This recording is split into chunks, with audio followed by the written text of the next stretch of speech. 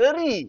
Follow Bro Time on TikTok dan YouTube jika anda mahukan more Liverpool and football content. Semalam Liverpool seri menentang Sunderland 1-1 di Anfield.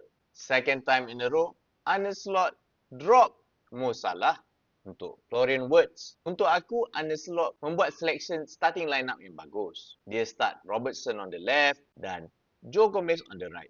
Tak ada lagi headless chicken on the left tu. Sebenarnya kita main dengan okey. Cuma aku rasa tim kita ni ada masalah sedikit. Bermain dengan teams yang very defensif, yang main low block, yang main counter attacking. Aku pun tak tahu kenapa.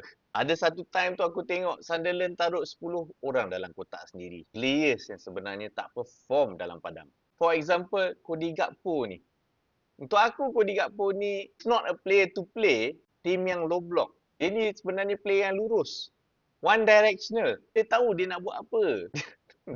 dia akan cut in to the right and try to score or dia akan cross.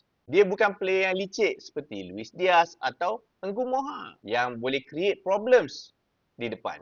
Alexander Isak nampak lost. Seriously, aku pun tak tahu dia main ke tidak game tu. Banyak heavy touches from him, shots dia semua ke laut. Barisan depan tu agak tumpul. Sebenarnya ada satu benda yang aku nak bangkitkan yang kita jarang sebut. Performance McAllister agak sluggish semalam.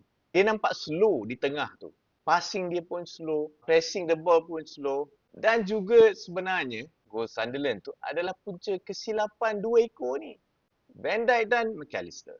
Macam nampak diorang tak bersefahaman. So, ada masalah di situlah. Again, dari game ni aku susah nak salahkan Slot pasal aku rasa players yang tak perform. Players also has been underwhelming, especially dengan bahagian depan. Ada je benda yang baik. Sama macam West Ham, performance Florian Wirtz dan Dominic Szoboszlai.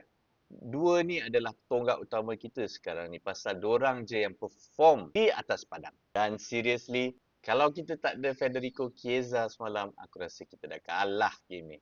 Untuk ni saja aku rasa dia memang layak main starting 11 lah. Tapi itu semua terpulang kepada Arne Slot. Tapi tak apa, aku ambil keputusan seri tu. Ada orang seri juga. Kita seri, dia nak seri. Kita tengok je lah.